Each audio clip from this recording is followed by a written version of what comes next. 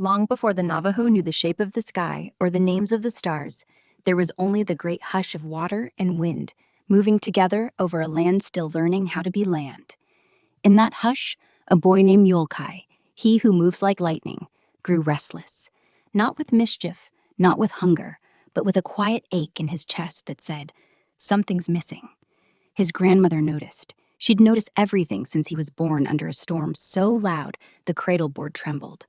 One dusk, while the last coals of supper glowed like sleeping embers, she pressed a smooth river stone into his palm.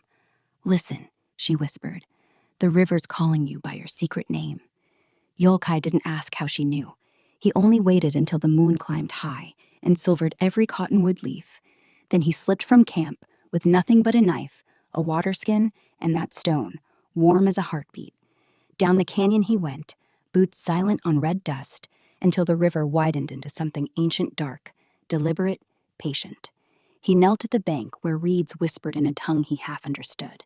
There, half buried in mud, lay the log. Not fallen, placed. Hollow, wide as a man's shoulders, bark swirling like wind caught in freeze frame. Etched into its curves were grooves he'd swear hadn't been there a blink ago. 4 arms spinning inward, as if the wood remembered dancing. He traced them. The stone in his fist grew hotter, pulsing like a second heart. He understood. This was no escape. This was a doorway. Climbing inside felt like stepping into night itself. The log sealed behind him. No creak, no splash, only the sudden hush of being underwater without drowning. He drifted, not forward, not backward, sideways, like breath slipping between ribs. Darkness folded, unfolded, showed him things. Silver fish with human eyes, mountains turned to feathers, a child crying because she'd forgotten her own name. Hours or days passed. Then hands grabbed him, cold, webbed, strong. Water people. Their village was a cathedral of bubbles and bones, glowing with bioluminescent jellyfish hearts. They wore cloaks of river moss, spoke in clicks and currents. They didn't bind him. They didn't need to. Curiosity was their chain.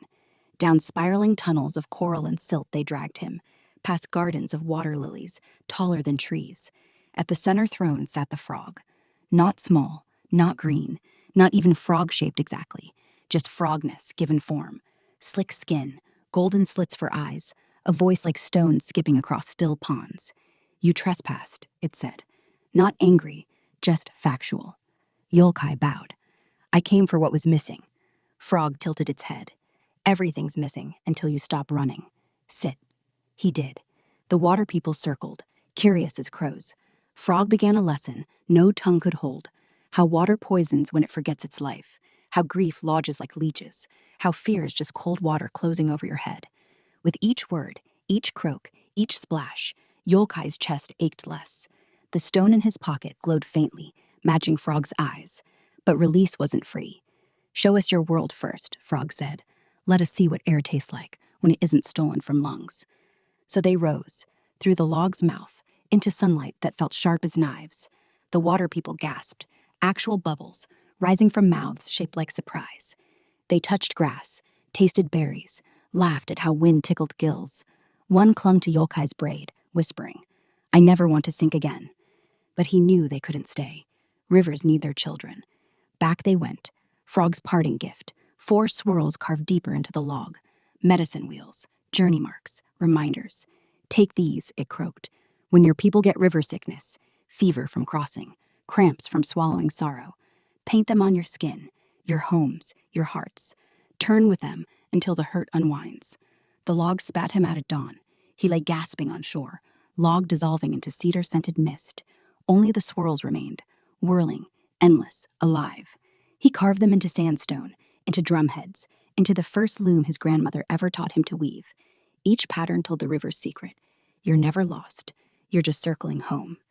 Years later, when drought cracked the canyon and children cried from belly pains no arrowroot could cure, Yolkai stood in the river at twilight. He spun, arms out, feet light, tracing those 4 directions.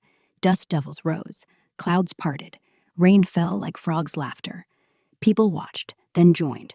Grandmothers, warriors, babies strapped to backs. They whirled until the water rose sweet and clean. Now the whirling log isn't wood anymore. It's tattooed on wrists. woven into wedding blankets, scratched into canyon walls where tourists think it's just a symbol. But if you press your ear to Red Rock at dusk, you can still hear the logs echo, hollow, spinning, whispering Yulkai's name. And if you're very still, your chest might ache too, not with missing, but with remembering. That ache, that's the doorway. Open it.